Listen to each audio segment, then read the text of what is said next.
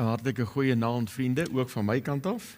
Dis 'n wonderlike geleentheid en voorreg om net so saam te kan wees rondom die woord in hierdie tyd wat verby is. Nou, mens verstaan die term Pinkster afsluiting, maar dis eintlik, ons het nou eers maar begin met 'n Pinkster lewe. Nee, Pinkstertyd gaan nie afsluit nie. Ons lewe nou in die volheid van die Heilige Gees, die wat die Here daarvoor vertrou het, u wat dit al lang teruggedoen het, en ons is so dankbaar vir al die gebede en ondersteuning en bywoning, en dit vat in hierdie koue om uit te kom en te kom luister en ons harte oop te maak. En baie dankie ook aan Dr. André en die kerkraad vir die geleentheid en die uitnodiging. Dit is net 'n ontsettende verantwoordelikheid om 'n gemeente so te lei in die woord, in Pinkstertyd, en saam te vat en sê, kom ons vertrou die Here.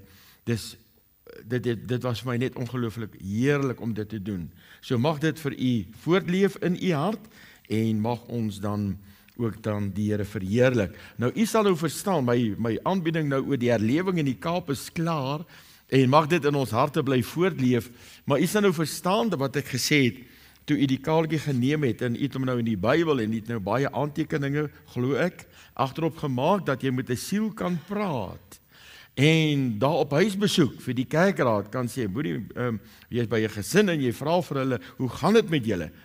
Nou ja, kom ons kyk hoe gaan dit met julle, sê vir my, en as jy nou die kaartjie met hulle behandel, gaan glad nie dit weer vanaand doen nie, en jy vra vir hulle, waar staan jy met die Here, in jou verhouding met die Here? Verstaan u nou, dat ek Sondagoggend gesê het, jy kan sê, ek staan daar, of ek is nie daar nie, wel ek is ook nie in die volheid nie, so, waar is jy? Sê dit, noem dit, ja, ek staan in die woestyn. Dis 'n groot bekentenis om te maak, maar hulle gaan ook vir jou kan sê, weet jy, ek het die Here vertrou, en ek is in die Kanaanse land, in die land van volheid, en leef daarin, leef in u ondervinding met die Here, en mag die Here ook vir ons lig gee deur sy woord. Kom ons sit net so, dan dank ons die Here en ons bid saam. Hemelse Vader, baie dankie dat ons ook in hierdie aand u naam wil en kan verheerlik. Aan die einde van ons reeks Pinksterdienste hier in Pretoria Oos, dank ons u Here vir u besoeking. Dankie vir u woord wat gewerk het vir die wat glo. So sê die woord daar in Tessalonisense. Dankie dat u woord lewend is. En ons herinner ons daaraan dat u eenmaal gesê het in 'n gelykenis wat u vertel het toe, 'n persoon vra maar, stuur hulle na my broers dat hulle gewaarsku kan word. Sê die gelykenis, u in die gelykenis, hulle het Moses en die profete. Laat hulle na die luister. En dis die woord, en dank ons u vir die woord wat u vir ons gegee het, en ons moet net luister. Ons moet doen. En Here, dankie dat u woord vir ons lig gee. Dankie dat die woord deur u ingegee is. En ons lees daar in 2 Timoteus 3:16, dit is vir ons nuttig om tot lering en weerlegging en teregwysing en onderwysing in die geregtigheid. En dat ons altyd maar net by u woord sal wees, om te hoor en gehoorsaam te wees daaraan. En ook by vanaand se geleentheid. Baie dankie dat ons u kan vertrou, en ook, Hemelse Vader, dat die woorde van my mond en die oordeenkinge van my hart welbehaaglik sal wees voor u aangesig. Here, my rots en my verlosser. Amen. Nou, as ons nou gisteraand stil gestaan het by die oomblik van deurtrek deur die Jordaan, het daar duidelike opdragte na vore gekom uit die woord uit wat hulle moes doen, en ons het gelees van klippe wat hulle geneem het uit die middel van die Jordaan, daar kom pak het, en daar's 'n plekkie met die naam van Gilgal. Nou, Gilgal, ek gaan nou meer in die woord daarop uitbrei, is vir my soos 'n plekkie van hergroepering. Kom ons kom staan vir 'n wyle stil. Voordat ons sê, Here, hier is ons nou in die land, en ons gaan nou net instorm, en ons gaan nou doen wat ons dink om te doen, en hoe ons voel om te doen. Nee, kom ons staan stil vir 'n wyle, en ons trek mekaar saam, soos dit in die weermag gedoen is. Ek onthou nog ons opleiding, as ons daar in die veld is, en hulle beplan nou 'n oefening om 'n vyandelike basis te gaan aanval. En jy het alles daar voor jou op 'n skaalmodel. En hulle wys presies vir jou, hier's die vyandelike magte, daar's dit, hier is ons, en so gaan ons maak. Dis presies wat Gilgal is. Ons hou so 'n bietjie ordergroep, om bietjie met mekaar te praat oor, wat is heiligmaking? Ek gaan nou nie die boodskap bring wat heiligmaking, ek praat oor wat heiligmaking nie is nie, maar daar's 'n wonderlike woord om te praat met mekaar, wat is heiligmaking? En dat ons duidelik in ons gemoed weet, wat is die pad, waarmee is ons besig, en hoe die Heilige Gees in ons harte werk. Daardie oomblik was 'n poort tot 'n lewe. Dis 'n lewe van 'n groei tot geestelike volwassenheid. Dis 'n lewe van vrug dra. Dis 'n lewe van oorwinning, al is daar enorme stryd in Kanaan. Is daar oorwinning? En dis die lig wat ons moet kry. So Gilgal is 'n baie belangrike plekkie waar hulle bymekaar gekom het, en ons gaan daar stil staan vanaand. So maak die Bybels oop by Josua die 4de hoofstuk. Josua hoofstuk 4, ons gaan saam lees vanaf vers 1 tot en met vers 20. Ons kan dit noem Gilgal of die lewe in Kanaan, en ons staan stil by Gilgal. Josua hoofstuk 4. Nou mens praat maar met die huis, en hoor hoe gaan dit by die huis, terwyl jy daar in blaai, noem ek dit net, en my vrou sê net vir my een ding, onthou net om stadig te praat. Sy sê, want as jy eers spoed vang, dan gaan dit wild. So onthou om stadig te praat. So ek sal dit onthou om stadig te praat, en dat ons die woord saam kan geniet. Josua die 4de hoofstuk, ons lees vanaf vers 1 tot en met vers 20. En toe die hele volk die deurtog deur die Jordaan volëindig het die Here met Josua gespreek en gesê, neem vir julle uit die volk 12 manne, uit elke stam 1 man, en gee hulle bevel en sê, neem vir julle vandaar uit die middel van die Jordaan, van die plek waar die voete van die priesters vas bly staan het, 12 klippe, en bring dit saam met julle deur, en sit dit neer op die slaapplek, waar julle vannag gaan oorbly. Toe het Josua die 12 man geroep, wat hy uit die kinders van Israel, uit elke stam 1 man, aangestel het. En Josua het vir hulle gesê, trek uit voor die ark van die Here julle God tot binne in die Jordaan, en tel vir julle 'n klip op. Elke man 1 op sy skouer volgens die getal van die stamme van die kinders van Israel, sodat dit 'n teken onder julle kan wees.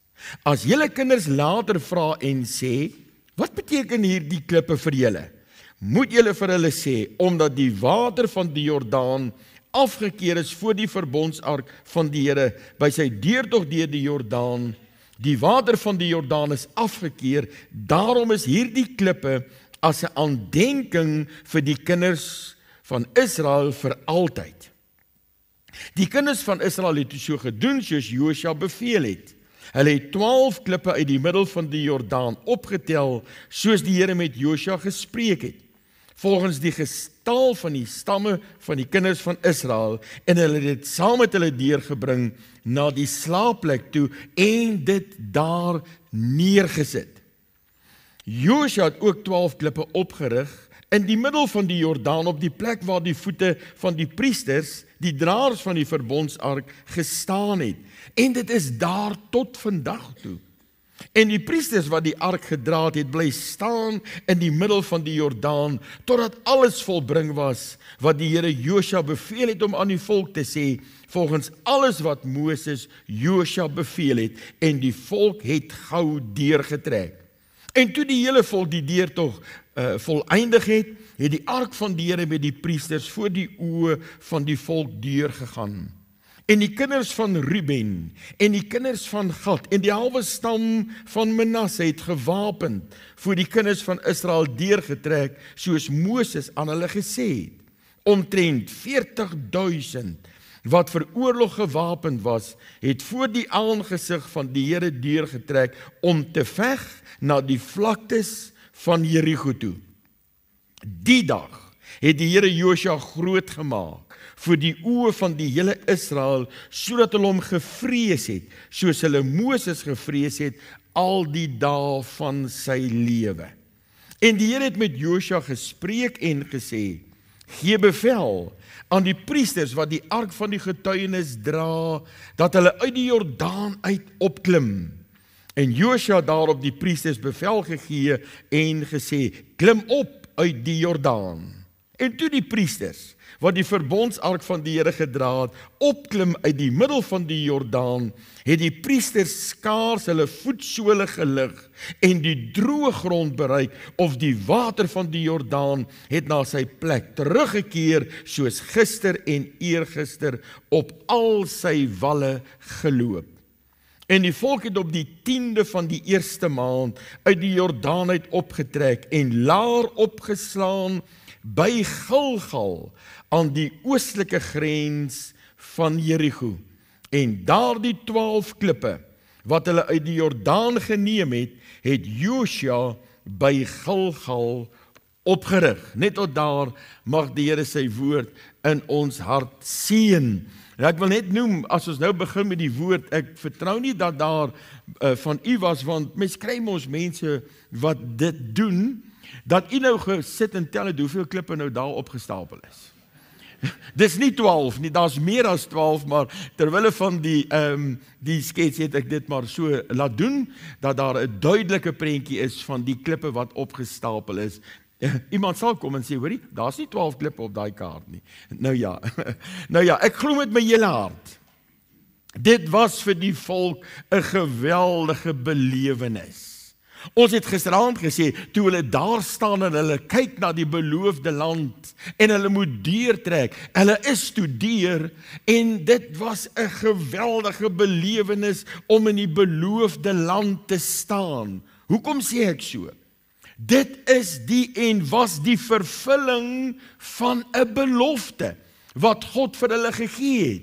'n belofte wat gemaak was aan Abraham in Genesis 17 vers 8, dat hy vir hulle sal bring in hierdie land en dat hulle daar die Here sal aanbid. Daar verloop in Egipte 430 jaar nadat daai belofte gegee is. U lees dit in Eksodus 12:41. En as my somme nou reg is, ek vertrou ek gaan nou reg redeneer, verloop daar nog 40 jaar in die woestyn ook. So dit gee vir my, as ek reg is, 470 jaar. En hier staan hulle, 'n baie bevoorregte geslag binne in die land wat God aan hulle vaders met hulle eed beloof het. En hulle slaan kamp op met 'n plekkie, 'n slaapplek met die naam van Gilgal, het ons gelees. En Gilgal beteken afgewentel of weggerol. En as ek nou die naam so met hierdie woord koppel, dan dink ek onwillekeurig aan daardie sonnaarskool liedjie wat ons kinders geleer het, nog jare terug. Ek weet nie of hulle dit vandag nog sing nie, maar ek onthou ons het altyd so gemaak. Weggerol, weggerol, al die laste van my hart het weggerol. Elke sonde gaan vergoed as dit kom in Jesus bloed. Dit is kernwaarhede wat ons kinders geleer het, en hulle moet dit weer begin leer. Om te weet dat dit is net die bloed van Here Jesus Christus wat laste en sonde laat wegrol. Dis wat Gilgal sê. En daar by Gilgal neem hulle het in opdrag van die Here die 12 klippe uit die middel van die Jordaan en pak dit by Gilgal as 'n getuienis. Sodat as die kinders eendag vir julle gaan vra, wat beteken hierdie klippe vir julle? Dan is dit 'n getuienis van die groot daad wat God gedoen het. Ek dink 'n pa sal by sy seun sit en as hy sê, "Pappa, hierdie klippe," dan sal hy sê, "Kom sit hier by my. Kom, ek wil jou vertel." Ons het aangekom en deur die woestyn gekom. Ons het daar gestaan, die Jordaan was vol op sy walle. En God het 'n daad gedoen en die water weggekeer. Ons het deurgetrek. Hierdie klippe wat jy hier sien staan, my seun, is klippe wat uit die middel van die Jordaan kom en is 'n getuienis van die daad wat God gedoen het. Nou ja, ons lees dan in hoofstuk 5 van Josua verder van sake wat by Gilgal afgespeel het. En ek gaan dit nou uitlig, en dan gaan ek dit eers noem en dan toepas wat dit vir ons vandag beteken.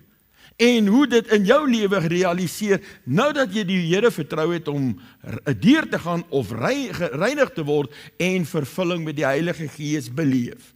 As u die woord oop het, kan u saam met my kyk in Josua hoofstuk 5. Wat het alles by Gilgal gebeur? Die heel eerste waarby ons stil staan in Josua 5 vers 7 staan daar, hulle is nog steeds by Gilgal, maar in hulle plek het hy hulle seuns gestel, dis nou die geslagte, en die het Josua besny, want hulle was onbesnede, omdat hulle op pad nie besny is nie. So daar by Gilgal het die besnydenis weer, kan ons sê, weer ingestel of gedoen, soos God dit vir hulle gesê het. Een van die eerste dinge, as ek dit nou reg vertolk en lees, is in Kanaan word die standaard van God herstel. Hulle doen wat God gesê het, dis die eerste. Die tweede wat gebeur is in hoofstuk 5 vers 10. Terwyl die kinders van Israel by Gilgal gelaar was, het hulle die Pasga gehou op die 14de dag van die maand, in die aand, op die vlaktes van Jerigo. Die Pasga, 'n fees wat hulle herinner het aan God se verlossing, wat hulle beleef het daar uit Egipte.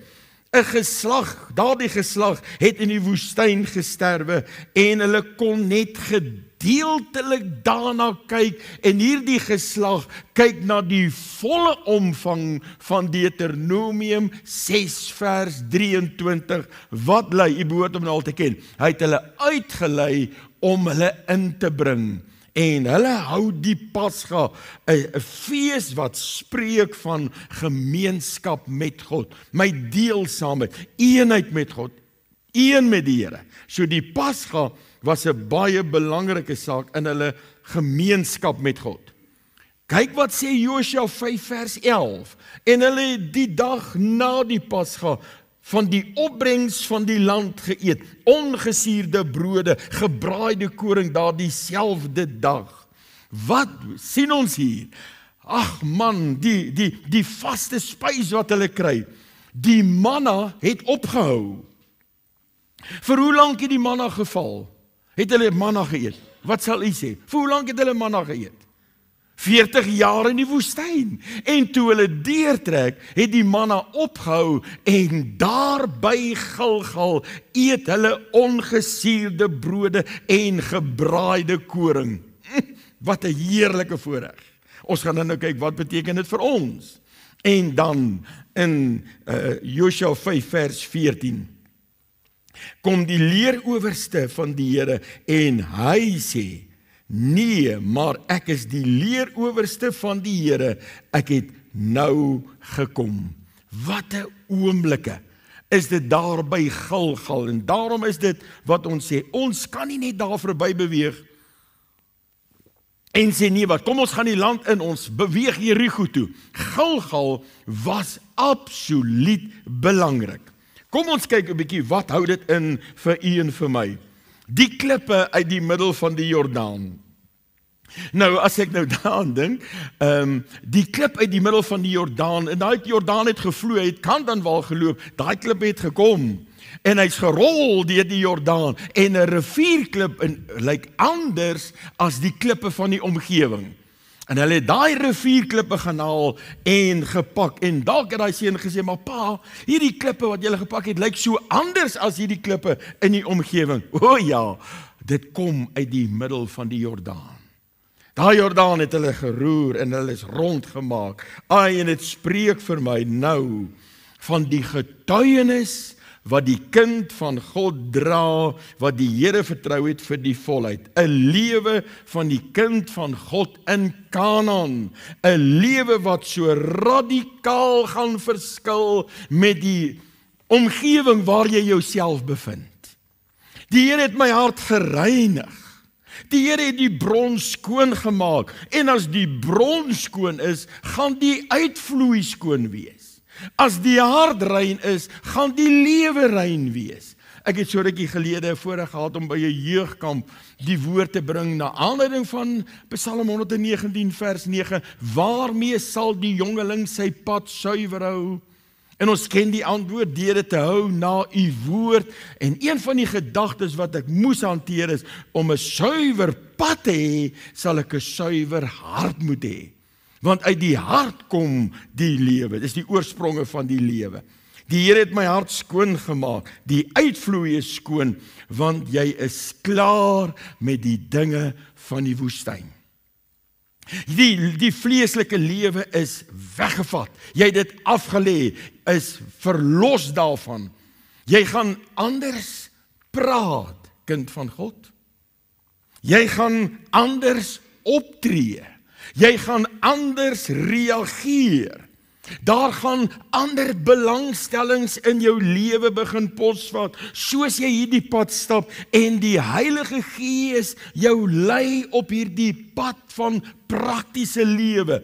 Jy gaan anders jou tyd spandeer.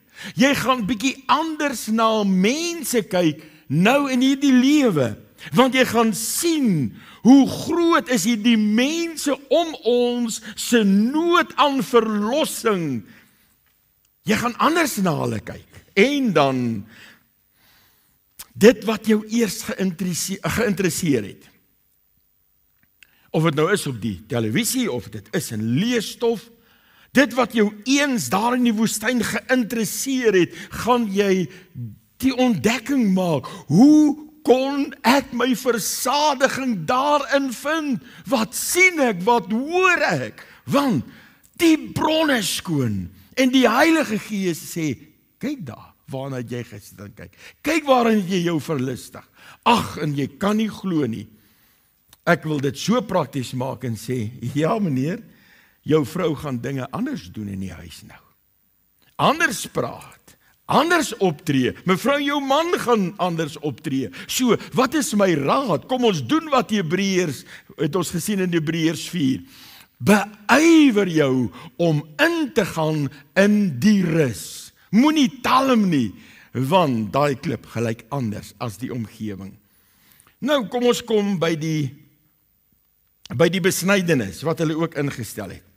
Ons het gesê dis die standaard van God wat hulle weer herstel het. Nou vir die kind van God, spreek dit vir my van die, kom ons noem dit, verordeninge van God. Die norme van sy woord, die standaard wat die woord vir ons gee, nou word daar die norme van God se woord, word nou so deel van jou lewe. Dit word herstel in jou lewe. Vir soveel jare.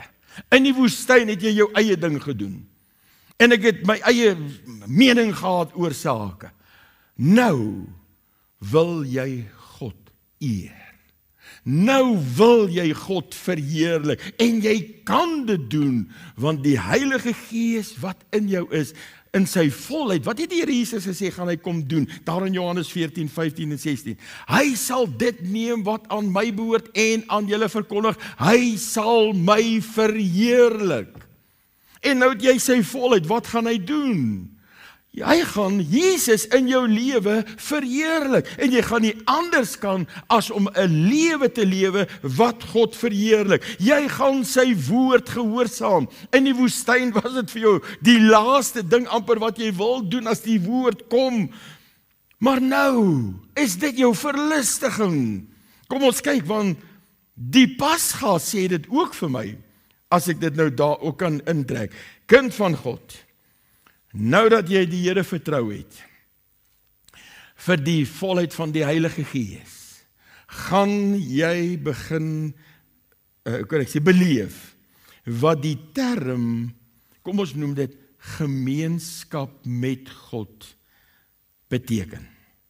jou stilte tyd, jou belewenis van die woord, in dienstye, gaan jy sit en jy gaan sê, Here, u woord, dis vir my wonderlik, my hart is opgewonde, my hart word geraak deur die woord, ek ervaar die werking van die Heilige Gees, jy beleef en geniet sy volheid, so jy gaan anders begin leef in die woord, ag man, voortdurend met 'n potlood en 'n pen in jou hand, en jy lees daar en jy skryf neer, en jy bestudeer en jy kyk daarna, en jy vra daarna, want dit is nou vir jou heerlike Pasga, gemeenskap met God.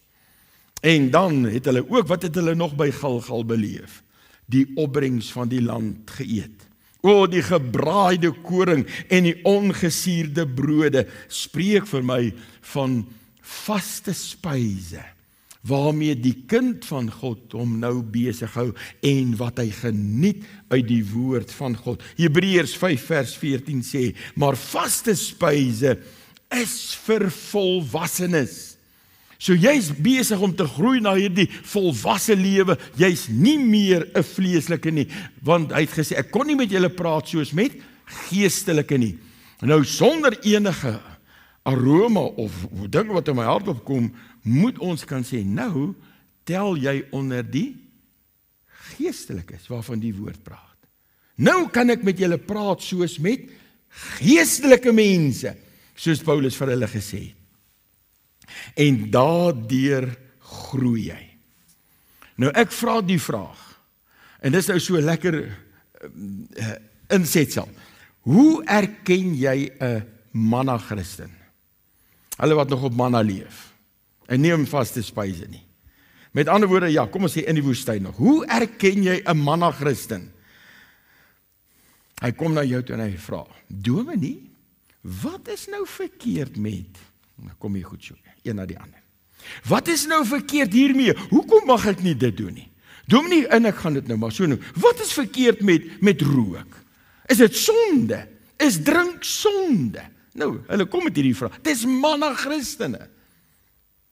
Die woord sê, die volwasse kind van God beproef nou en het die vermoë om nou te beproef wat die Here welbehaaglik is. Hierdie woorde lees jy in Efesiërs 5 vers 10. Dat die kind van God, die volwasse kind van God, het die vermoë om te beproef wat die Here welbehaaglik is. En nou kan jy elke saak wat op jou pad kom, en elke ding waarmee jy te doen kry, onderwerp aan 'n toets van God se woord. Nie my opinie nie, die dominee se opinie behoort reg en goed te wees, maar ek kan nou beproef, wat is God welbehaaglik? En ek gaan vir jou 6 vrae gee vanaand, waardeur jy kan beproef, of iets wat op jou pad kom. Kom ons maak dit prakties. Waarna toe ek nou wil gaan, waarna ek sit en kyk, wat ek nou doen, waar ek dit gaan doen, is dit God welbehaaglik? Want die Bybel sê, ons moet beproef of dit die Here welbehaaglik is. Die heel eerste vraag wat jy jouself afvra is, verheerlik dit God? 1 Korintiërs 10 vers 31 sê hierdie woorde, of julle nou eet of drink of enige iets doen, doen alles tot verheerliking van God. En nou wil ek dit net so 'n bietjie prakties illustreer. Ek is daar in Palabora gemeente, dis my heel eerste gemeente, ek het so pas in die pad in die bediening begin stap, en hier kry ek 'n oproep instruksie na Loatla toe vir 'n opleidingskamp. Nou ja, dit was 'n baie moeilike een, en in Loatla, julle ken die Noord-Kaap, dis koud, dis in die winter, Julie maand, jy vroeg in gaan kruip, in die kapok lê so baie tent, dis spierwit, dit lê so in, nou ja, die manne wat van die drinkplek afkom, is in die tent langs aan, en nou sê ek, waaroor praat manne, wanneer hulle nou so lekker luidrigtig is? Een van die groot onderwerpe waaroor hulle praat is, die Bybel. En ek hoor hoe praat hulle die langs aan, en ek ervaar dat die Here vir my sê, gaan, ek sê, Here, dit is so koud, En ek maak die zip op en ek klim uit en ek gaan na die ander tent toe en toe begin die vraag kom toe hulle nou vra maar wat doen jy? Waar is ek sê ek van Palabora, ek werk maar met mense en hulle vra toe vir my. Sê jy nou vir ons? En nou gaan ek die voorbeeld gebruik wat hulle mee gekom het, is rook sonde. Sê kom ek het vir julle sê. Julle gaan glad nie van my hou as ek vir julle sê, ja, dit is sonde nie, en dan gaan ons met mekaar begin redeneer. Maar kom, ek vra vir jou. En ek vra vir die een man, sê, pak die sigarette. Ek sê, nou, ek het dit nog nooit in my hand vastgehou nie, maar ek vat hom en ek sê, kom, vat een. Steek hom aan. Rook hom nou vir my tot verheerliking van God. Hy sê, hoe doen ek dit? Ek sê, ek weet nie. Jy het my gevra. As dit nie God kan verheerlik nie, wat is dit dan? Dan is dit sonde. So jy vra vir jouself die eerste vraag, is dit waarna ek nou sit en kyk? Verheerlik dit God? Dit wat ek nou wil oorvertel, verheerlik dit God? Dit waarna toe ek nou wil gaan God daar verheerlik word? En nou gaan ek nie rondhardloop en my eers die mening skryf van baie ander kinders van die Here ook. Ek sê, hoe voel jy oor hierdie saak? En hoe voel jy daaroor? Nee, as die Here gesê, dit verheerlik my nie, dan kry jy dit uit jou lewe uit. Die woord het klaar gespreek. Jy moet nie nog sê, weet jy, okay, baie dank, ek gaan nou eers bid daaroor. Jy hoef nie eers te gaan bid nie. Die woord het klaar gepraat. Jy moet net optree. Die tweede vraag, sou Jesus dit doen? Romeine 8 vers 29 sê, ons is almal verordineer, ons het dit verduidelik nou die aand, om gelykvormig te word aan die beeld van die seun van God. Nou wil ek vra, sou Jesus dit doen? Wat ek nou doen? Waarna ek nou sit en kyk? Waarna ek toe wil heen gaan? Sou Jesus dit doen? Nou ja, en op 'n stadium, toe het 'n man my gekonfronteer, ook oor 'n saak, en hy sê, man, weet jy wat, ek dink, die Here Jesus sou ietsie saam met my gedrink het. En waarna toe gryp hy? Johannes 2, water in wyn verander. En as iemand so begin redeneer, dan moet jy weet, hierdie man weet van die woord baie min. Want dit het nie gegaan om nou 'n lisensie te gee om iets saam met almal te drink nie. Dit het gegaan om God te verheerlik. Hy het sy heerlikheid openbaar. Sy disippels was daar in 'n opleidingssituasie en hy het vir hulle net gewys, as ek die molekulêre samestelling van water kan verander na wyn, hoeveel te meer kan ek 'n mens se lewe verander van sondaar na kind van God. Hy het sy heerlikheid openbaar. Nou ja, weet ek nie waar ek uitkom nie, maar nou ja, sou Jesus, hy sê vir my, ek sê vir hom, luister my vriend, dis nie die Here Jesus wat ek in die woord vind nie. Glad nie. So, sou Jesus dit doen? Die volgende vraag wat jy vra, bou dit my geestelik op? Want jy is nou besig om te beproef of iets die Here welbehaaglik is. Bou dit my geestelik op. 1 Korintiërs 10 vers 23. Alles is my geoorloof, maar nie alles is nuttig nie. Bou dit my geestelik op. Kom ons weer, waarna ek nou sit en kyk? Gaan ek ervaar, wow, Here, my hart is so opgebou in die geloof, as ek hierna sit en kyk, of daarna toe sou gaan, of wat ek ook al doen, en as dit jou nie geestelik gaan opbou nie, dan sê jy, is nou my. Bou dit my liggaamlik op. Ek moet my vrou, doen dit my liggaam goed wat ek nou doen? En as die antwoord nie is op grond van 1 Korintiërs 6 vers 12, wat ook sê, alles is my geoorloof, maar nie alles stig nie. Nie alles is vir my geestelik of bou my liggaamlik op nie. As dit jou liggaam afbreek, dan is dit vir jou sonde. Hoekom sê ek so? Weet julle nie dat julle liggame 'n tempel is van God en die Gees van God in julle woon en julle nie meer aan julle self behoort nie, want julle is duur gekoop. En as hy praat van tempel van God, dan meen ek die woord wat daar gebruik word, ek sê so, praat van die allerheiligste wat ons in die tabernakel van lees, in die tempel kry. Jou liggaam is die allerheiligste van God. Nou ja, dan moet ek mos nou vra, bou dit my liggaamlik op. En as dit jou nie liggaamlik opbou nie, dan kry jy klaar daarmee. Wat is die volgende een? Sal dit my getuienis beïnvloed, dit wat ek nou doen? Ek praat en ek sê vir hulle ek is 'n kind van die Here, maar kyk wat doen hy. Hoekom? Wat is die teksvers? Matteus 5 vers 13. Julle is die sout van die aarde. Julle is die lig van die wêreld. Laat julle lig so skyn voor die mense, dat as hulle julle goeie werke sien, dat die hemelse Vader verheerlik mag word. Sal dit my getuienis beïnvloed, dit wat ek nou doen of sê of gaan of wat ook al doen? Ja, dit gaan my getuienis beïnvloed. Wat doen jy dan? Is uit jou lewe uit. En dan die 6de vraag, dui dit die regte pad vir die jong Christen aan? Wat sê 1 Korintiërs 11 vers 1? Wat sê Paulus daar? Wees my navolger, soos ek dit van Christus is. So, en dan, as jy nou nog Filippense 4 vers 7 en 8 daarby sit, dan raak dit 'n baie ernstige saak. Hy sê daar, wat julle in my gesien en van my gehoor het, doen dit, en die God van vrede sal met julle wees. Dui dit die regte pad vir die jong Christen aan. Maak net wat ek maak, doen wat ek doen, en jy sal die vrede van God in jou lewe ervaar. As dit nie die regte pad vir die jong Christen gaan aandui nie, uit my lewe uit. En het ek 6 vrae gehad, waaraan ek iets kan onderwerp, of dit die Here welbehaaglik is. Dis wat die volwasse kind van God doen.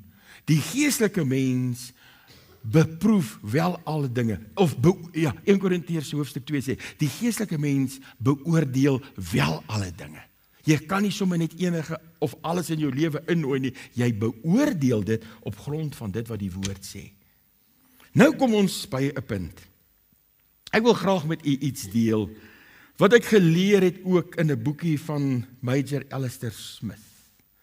Hy het 'n boekie geskryf, hy was 'n majoor in die magte gewees, en hy het 'n boekie geskryf, Volkome Herstel.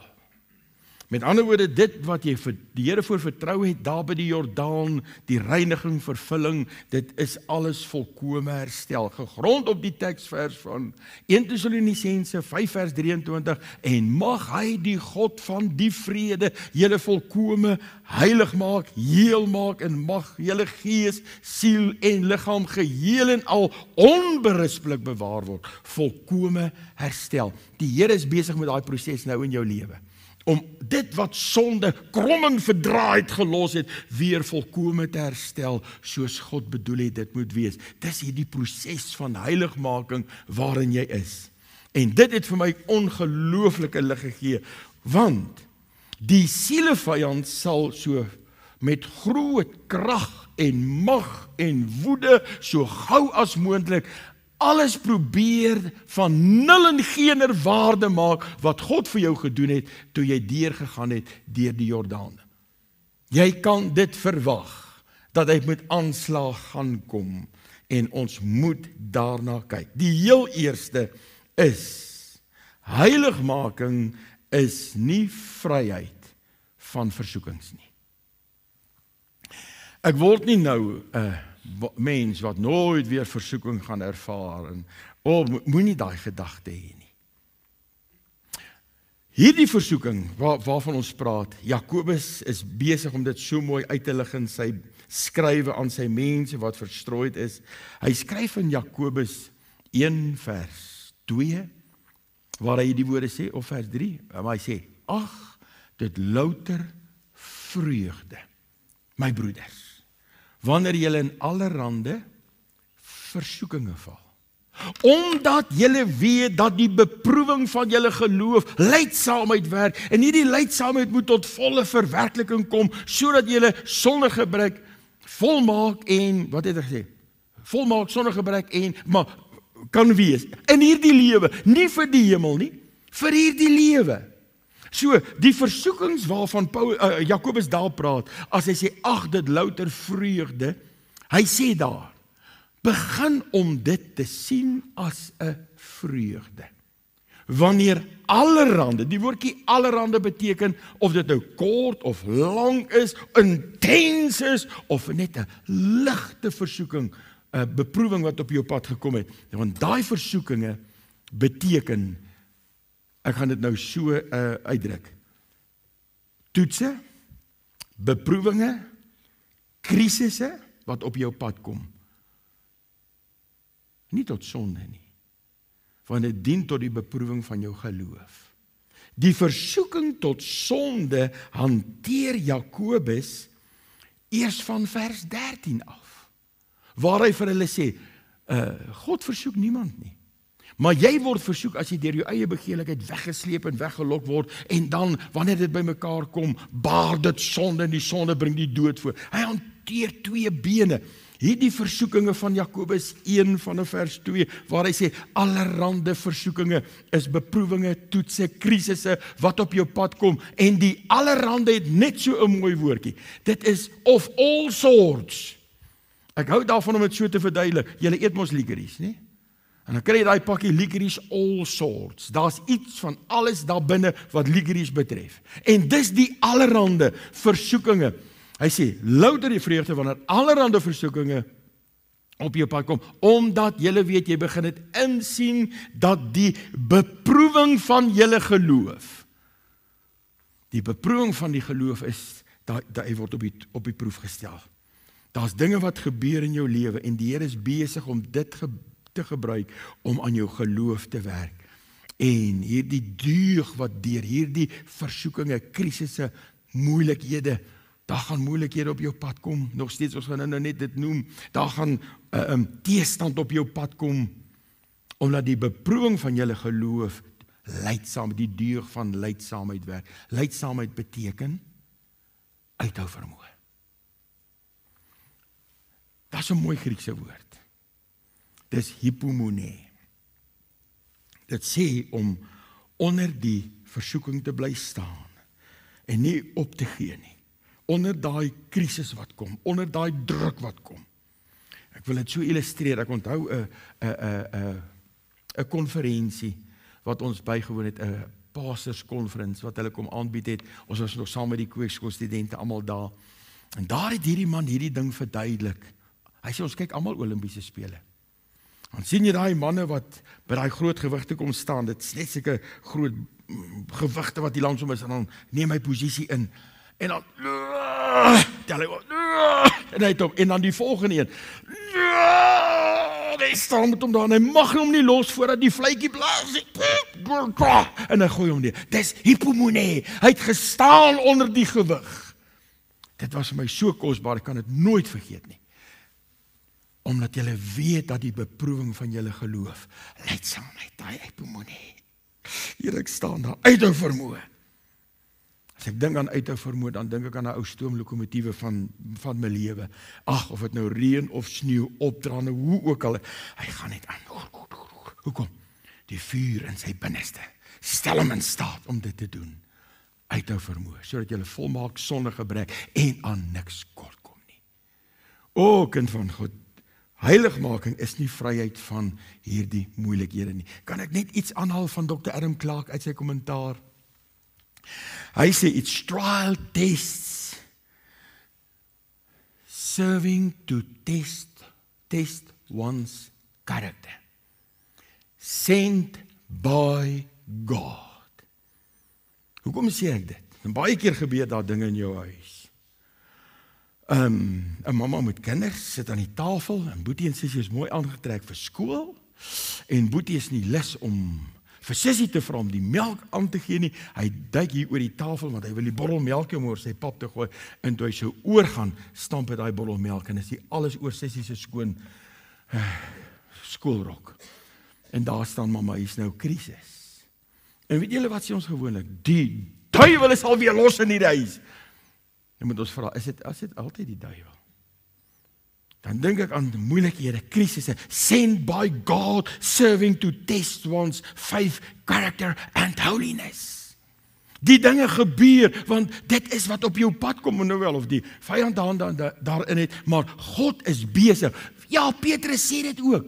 Van daardie wonderlike erfenis in die hemele wat bewaar is vir ons, wat nou in die krag van God bewaar word tot die dag wanneer dit gereed is om geopenbaar te word. Daai erfenis in die hemele, daarin verheug julle heel. Maar, nou dan sê hy, maar julle word ook bedroef as dit nodig is, 'n kort tydjie bedroef onder allerhande beproewinge, omdat die beproefdheid van julle geloof, wat baie kosbaarder is as goud wat vergaan, maar wat deur vuur gelouter word, julle geloof bevind mag word tot lof en eer en heerlikheid by die openbaring van ons Here Jesus Christus. So, dis hierdie ding, hierdie krisisse, hierdie versoekings, dra daartoe by, dat jou geloof kan groei en sterk word. Maar dan is daar ook 'n ander een, die een wat die vyand by is, wat kwaad in jou lewe wil bring. Hy kom soos 'n brullende leeu, en hy soek om my te verslind, en hy sal weet waar my swakplekke is, en hy gaan my swakplekke uitbuit, met die doel dat jy sal sondig. So, neem dit vanaand. Heiligmaking is nie vryheid van versoekings nie. Nou ja, die tweede is, heiligmaking, nou wil ek woorde gebruik wat mense baie keer huldig teenoor die boodskap van reiniging en vervulling met die Heilige Gees. Heiligmaking is nie sondelose volmaaktheid nie. As iemand dit vir jou sê, man, julle verkondig sondelose volmaaktheid, is nie so nie. Luister baie mooi. 1 Johannes 2 vers 1 sê, my kinders, ek skryf hierdie dinge aan julle, dat julle nie moet sondig nie. Maar as iemand gesondig het, ons het 'n voorspraak. Johannes stel dit so duidelik, dat hierdie nou dui op die uitsondering, dis nie meer die normaal of die loop van jou lewe, dat jy in sonde besig is of sonde doen nie. As iemand gesondig het, want weet u, daar kan oomblikke van onwaaksaamheid wees. Byvoorbeeld, ek dink maar iemand in 'n kantoor, nou, 'n kantoor kan 'n redelike oondraak. Dit raak besig en hier kom die een kom en hier gee iemand vir jou en sê, man, baie dankie. Kan u sien? En in daai oomblik gee ek 'n antwoord wat daai een dalk voel, maar sjoe, hoe nou? En in 'n oomblik van onwaaksaamheid het ek in die strik getrap en die vyand is by en hy's besig om nou te sê, sien jy het nou die Here vertrou. Hoor hoe jy nou daar opgetree. Sien, hoor wat het jy nou gesê? En in daai oomblik van onwaaksaamheid het ek gefouteer. Verloor ek my volheid? Nee. Ek kan dit net bely. En sê, Here, ek is jammer. En dan, oor die ekskuus, kom gou hierso. Ek het jou nou verkeerd geantwoord. My vrou, ek het nou baie haastig gewees, maar ek het nou verkeerd geantwoord. My reaksie was nie reg nie. In 'n oomblik van onwaaksaamheid. Die Heilige Gees kom en hy oortuig jou van gewoontes, wat aangekweek was deur heel jou lewe in die woestyn. Daar het jy gewoontes en dinge gedoen. Die Heilige Gees kom en hy sê vir jou manier van dinge doen, gaan nie meer so wees nie. Ons gaan dit op 'n ander manier doen. Ons gaan nou dit op 'n manier doen wat God verheerlik. Uitsonderings. Verloor ek my volheid? Nee, dis die oortuiging daar kom van die Heilige Gees, dan is daar versonde vir my, maar ek bely dit en die Here vergewe my en ek gaan aan in die volheid wat God my gegee het. So, heiligmaking is nie sondelose volmaaktheid nie. Dan die derde een, heiligmaking is nie vryheid van foute nie. Ek wil dit so uitdruk, as geheiligde kan ek onberispelik lewe, maar ek kan nog foute begaan. Ek kan 'n berekeningsfout begaan. Ek het baie keer vir gemeentes gesê, luister, julle dominee gaan baie foute maak, want jy lees 'n situasie, jy het feite voor jou, en jy maak 'n gevolgtrekking of gee 'n antwoord, en jy het 'n berekeningsfout gemaak. Maar dit vat nie my opregtheid weg, of die onberispelikheid in my hart nie, nee. Hebreërs 4 vers 15 praat van swakhede. Hy is nie een wat nie met ons swakhede medelee sal hê nie. Maar daar swakhede, maar tog bly my hart rein. Ek mag net nie my swakplekke gebruik en skuil agter swakheid as daar nou sonde in my lewe is nie en sê ag, dis nou maar my swakheid. Nee. Ek mag ook nie my swakheid wat sonde gebring het, as my swakheid sonde gebring het, bely ek dit dadelik. En ek onthou nog, 'n geestelike werker het vir my hierdie ding gesê, en jy vertrou die Here, dat hy jou swakplekke, jou sterkplekke sal maak. Nou net by die swakplekke, illustrasie. Liewe krieket gewees. Nou staan jy daar en, nou vandag bestudeer hulle mekaar. baie fyn om te kyk, waar gaan jy die fout maak? En as my swak plek is nou, ouens, nou gaan julle sien, my cricketkennis is baie swak. Ek weet nie of dit die wegkant of bykant, wat is hierdie, jy speel hom nou lekker so, en hulle weet, dis nou my sterk kant. As hy my hier gaan bou, ek gaan hom seermaak, maar as hy my hier gaan bou, dis my swakpunt. Wat gaan die vyand doen? Hy gaan konsentreer op jou swakheid. So vra die Here, sê Here, hierdie swakpunt, dit moet my sterkpunt word in my lewe deur u genade. So, ek mag net nie skuil as dit sonde in my lewe veroorsaak en sê, ag, dis maar my swakheid nie. Dan wil ek nog eens sê, heiligmaking is nie vryheid van moeilikhede nie. Hoor wat sê Johannes 16 vers 33. In hierdie wêreld sal julle verdrukking hê. Heiligmaking haal en vat dit nie van my af weg nie. Inteendeel, die woord sê in 2 Timoteus 3 vers 12. En almal wat ook godvrugtig wil lewe in Christus Jesus sal vervolg word. So jy gaan vervolg word vir jou rein opregte lewe wat jy nou lewe.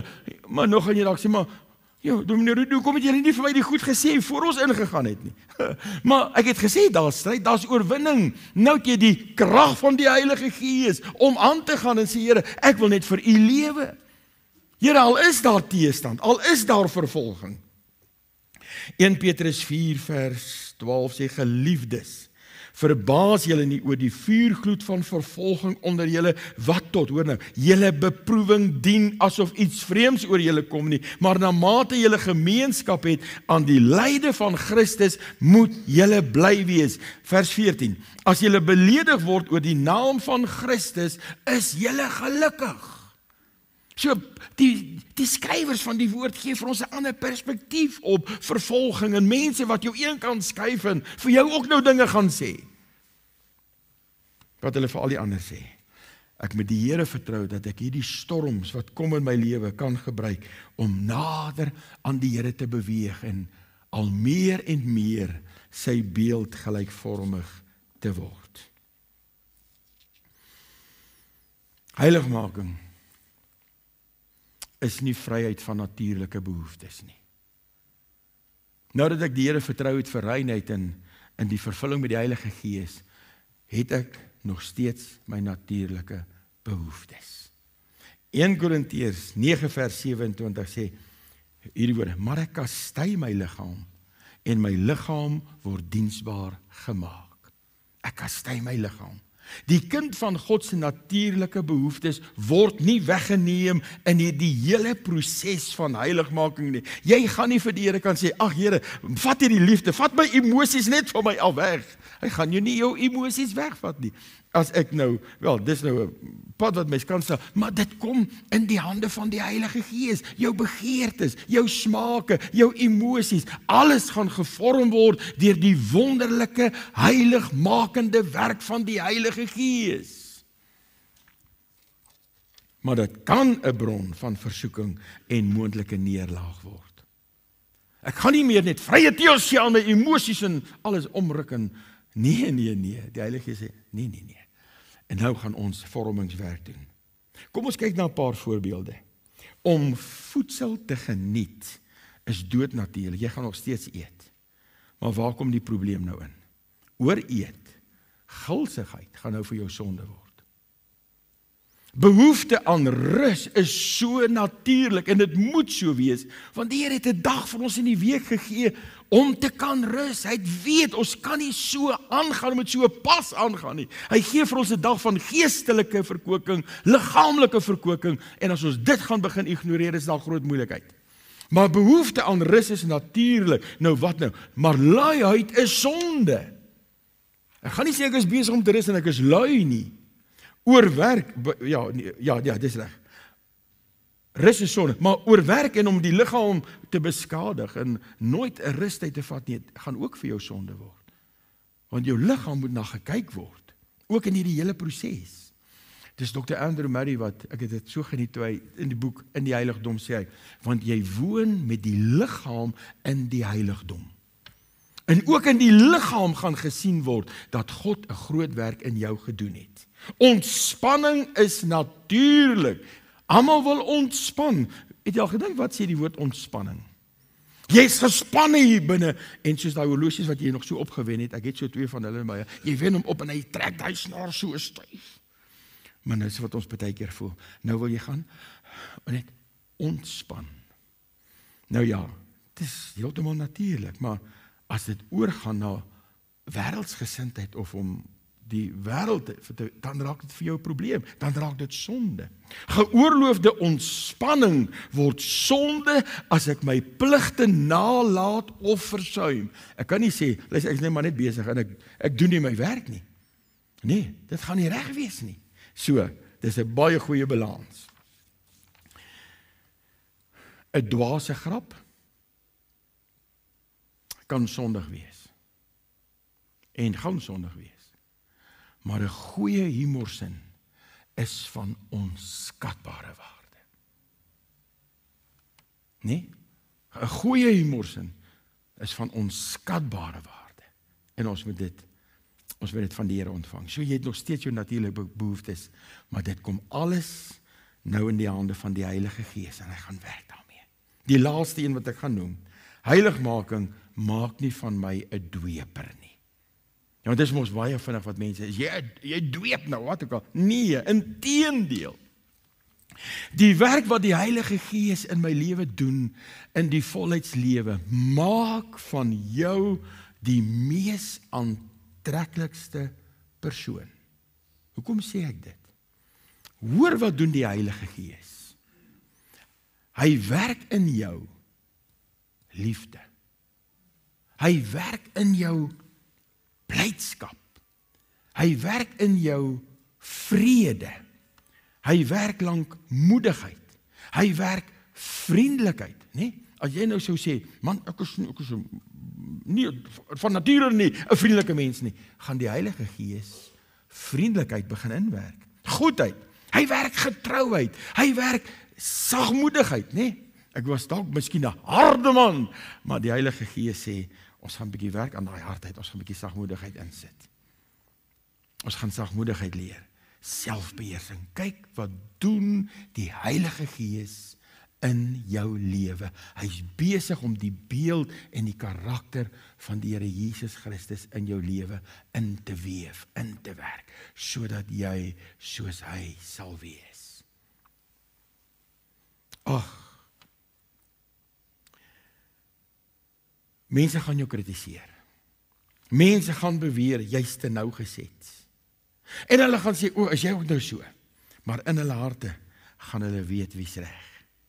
En as daar krisis kom, as daar moeilikheid kom, na wie toe gaan hulle om hulp te soek? Hulle gaan na jou toe kom. Ek het eenmal die situasie gehad, ek gaan hom nou nie breed skets nie, waar groot dinge in ons familie plaasgevind het. Toe kom daar krisis so 2 weke daarna, en een van my swaars kom na my toe. Hy sê, ek wil met jou praat. Want ek het gesien, dit werk uit. Luister baie mooi. Daardie werk wat die Heilige Gees doen in jou lewe, hulle gaan dit sien, en al kritiseer hulle jou, gaan hulle vir jou sê, ek wil met jou kom praat. Want ek sien dit wat God in jou lewe gedoen het. Dit werk uit. Mag die Here ons genade gee, lig op die pad, vorentoe om, wanneer ons van Gilgal af optrek, die volgende optrek wat hulle moes doen, is daar na Jerigo. Nou ja, dis 'n wonderlike boodskap om te preek. Wat leer ons by Jerigo, wat hulle moes toepas heel hulle lewe in Kanaans-land. Maar mag die Here gee, dat jy hierdie ding in gedagte hou. Vra daarna, lees daarna, bestudeer dit, nee, en mag die Here vir julle lig gee uit die woord, rondom die hele aspek van 'n lewe van heiligmaking. Mag die Here jou help. Amen. Kom ons buig in gebed voor die Here. Ons hemelse Vader, so baie dankie dat ons kon stil staan net vanaand hier by Gilgal en kon sien wat gebeur. Wat het nou in ons lewe begin posvat. Dankie vir die vaste spyse.